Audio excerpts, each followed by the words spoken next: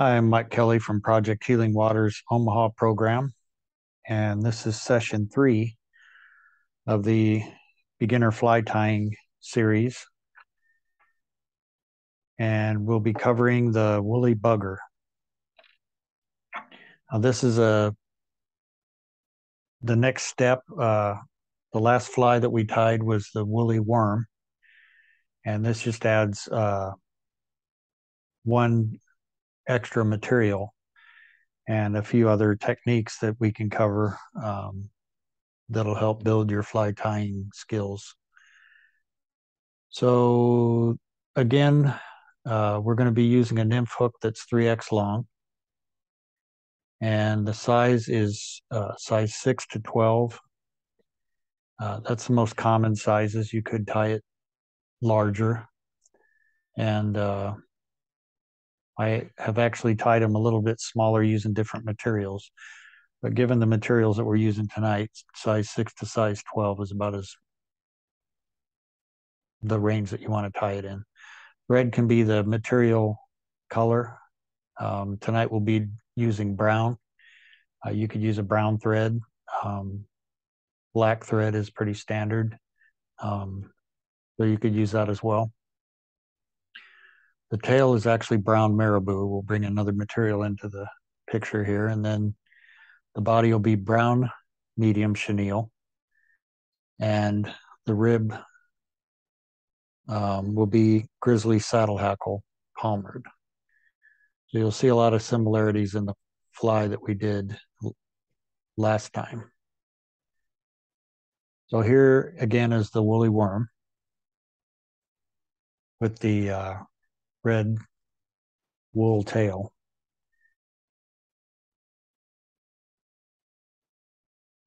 And we're going to be doing a woolly bugger, which is very similar.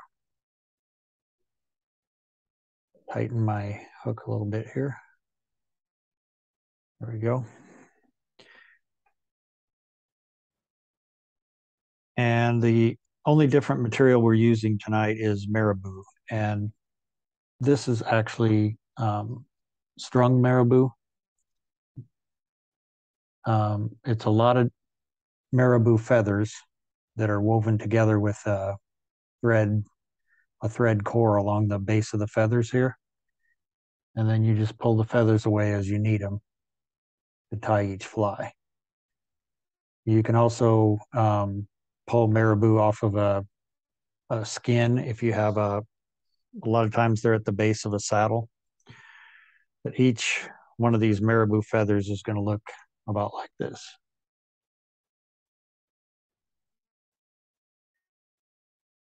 So the intent is for this to have a tail that moves in the water freely. So you don't want to use too much marabou or that's going to hinder the movement of the tail. So let's get started actually tying this fly. So I'm going to start the thread about an eye length back. I'm going to take a couple wraps and then wrap back across it to trap it down. And then take about 6 or 8 good wraps just to make sure that thread is secure on the hook. Now I'm going to move it back forward a little bit. And at this point, we're actually going to tie in the tail. Now, you can moisten the marabou, but people are starting to worry that, if you use saliva to moisten a lot of these materials, the dyes and the chemicals that you might be picking up could be bad for you. So in this case, this isn't too unruly. It should be able to be handled pretty easily. So you want that tail to be about the length of the shank, maybe a little bit more, past the bend of the hook. So I'm actually going to hold the feather right about here and start wrapping that down. Now, as you start wrapping down, it's always best to keep that material on top of the hook shank. So I'm actually leaning that feather a little bit towards me. And then the thread torque takes it and puts it on top of the hook shank. If I was just to hold it on top, it would actually pull it around to the back. So I'm going to go back to where, when I let the thread hang, it's going to hang at about the barb of the hook, which is right about there. And then there's my tail. It's a little bit longer than I want, but I'll show you the trick at the end that'll make that look really nice.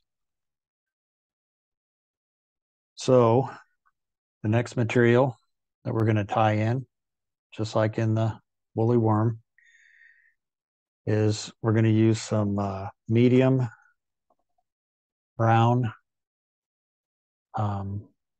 chenille. And you can see it comes on a card like this. And I have about 2.5 card lengths of chenille cut off.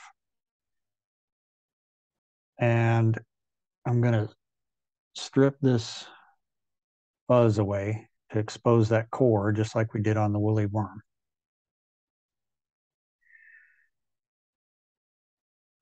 And then I'm going to use that thread core, to tie the material down. If you were just to tie that chenille in, you'd end up with a big bump at the back of the hook. So I'm going to come forward toward the front here.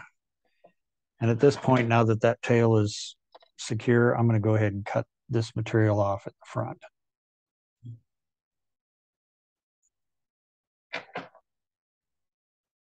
So we have the tail and the chenille tied in. The next thing I'm going to tie in is some wire. Again, I'm going to use this gold ultra wire. It's a size small. And I actually have a piece left from the woolly worm. And I'm going to hold that on the hook shank. And I'm just going to let the thread torque wrap that around to the back side of the hook. Wrap that all the way back to the end of the hook there. And then I'll return the thread up to the front.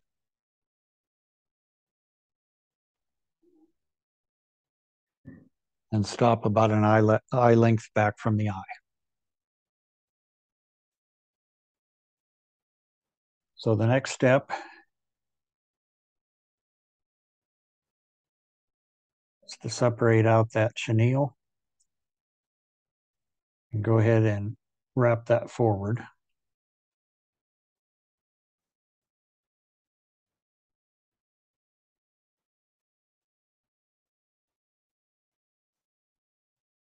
And on this last wrap, this is probably about the furthest I want to go, because as you see, as I'm making this last wrap, it's starting to get real close to where I want the head of the fly to be. And I don't want to crowd the eye of the hook. So I'll take one wrap just to hold it in place, and take a few more wraps to make sure it's secure.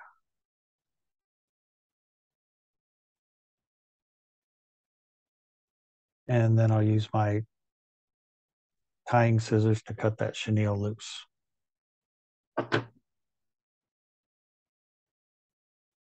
So sometimes you can brush that a little bit, get some of that fuzz out of the way.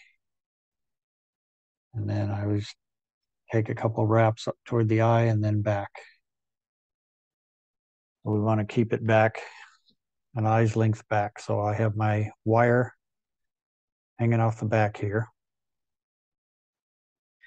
And the next thing I want to add is a hackle.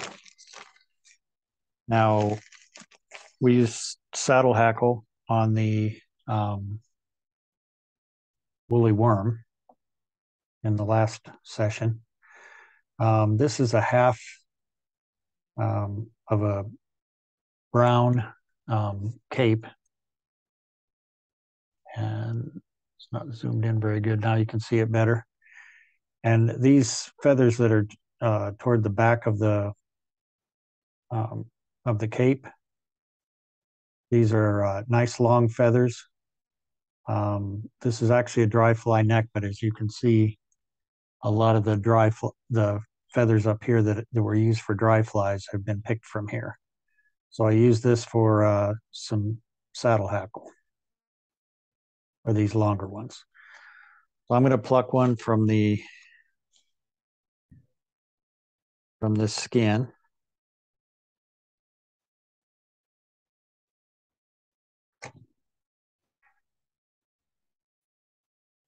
And you'll see again that at the base of this feather, let me focus on that a little better. The base of this feather is a lot of this fuzzy, almost looks like marabou, real soft material. And you also notice that the stem is a lot thicker toward the base of that feather. And then if you look at the barbules hanging off of this feather, they're a lot longer toward the base. So I'm going to go to where the stem thins considerably here. And I'm just going to strip those fibers away.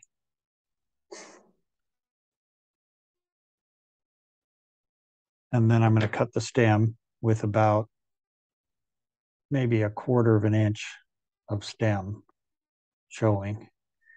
And I'm going to, with real tight wraps, I'm going to wrap that down up to the eye and back. Okay. And now you can see the shiny side of the feather is facing me. So I'm going to take this feather and I'm going to use a hackle pliers. I can find it. I'll use this one.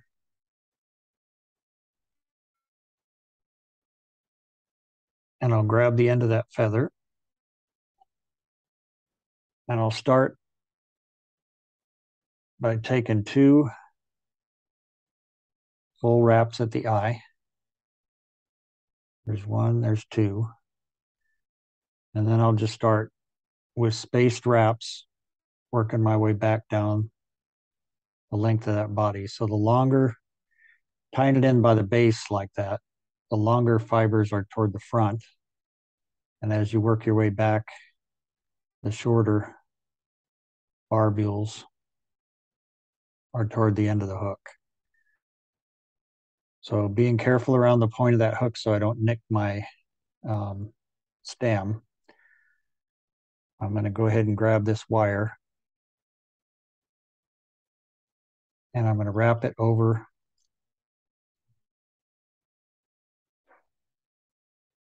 basically crossing the stem of that feather.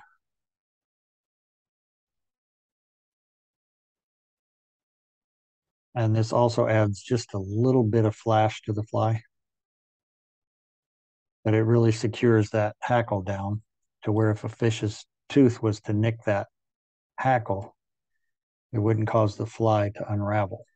That wire would hold it in place. That's the purpose of that wire rib. I'm going to take several wraps and maybe a couple in front. Build up that head a little bit. And then I'm going to take that wire and just wiggle it back and forth, and then it'll break free. Now, if you want, you can build that head up a little bit more with your tying thread.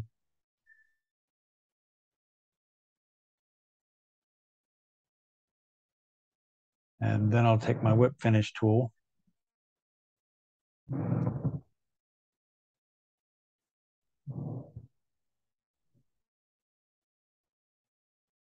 Here it is.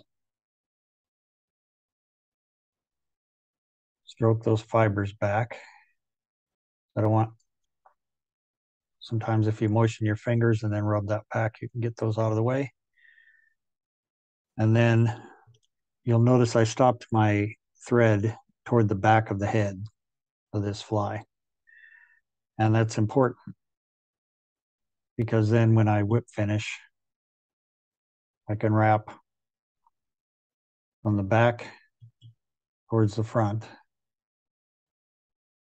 with each turn wrapping over the one previous. And that's going to protect that head and give you a nice secure whip finish. I'll take just the tips of my scissors and I'll cut that loose. Now you can apply a little bit of head cement. I have some head cement in this applicator bottle. You can also dab some head cement with a bodkin. This applicator bottle will add a little bit of a head cement to the head of the fly here without getting it into the eye. And then if you think you might have gotten some head cement in the eye of the hook, the last thing you want to do is go to tie this fly on at the stream and not be able to get your tippet into the eye of the hook because you've got head cement in there. So to make sure you didn't do that, you can take an old hackle tip that you have as leftover, save a couple of those, and you can put that in the eye of the hook like that and pull it through, and that'll pull any head cement out of the eye of the hook like that. So there's a nice formed head. And then this tail, remember I said was just a little bit too long. With marabou, the last thing you want to do is cut it and have it be just like a very flat, unnatural edge. So if your marabou is a little bit too long, you can take it like this and take your fingertips and just tear away those tips like that. And I took about a ½ inch of that off. And then it's a lot more of a natural end to that marabou. And so that's a nice woolly bugger. The history of this is kind of unsure. In a lot of circles, it's believed that it was started in 1967 by Russell Blessing from Pennsylvania as a Hellgrammite or a Dobson fly nymph. But as you can see, it's almost identical other than the chenille tail to the woolly worm. And the woolly worm is basically a takeoff on the British Palmer fly of the 1600s. So this is a woolly bugger. You can tie it with a bead on the front of it. We get to that later on. But this is one fly that, whether it's freshwater fish, trout, if no other fly in your box will work, a woolly bugger will work. So it's a very effective fly, and it's a pretty easy and fun fly to tie.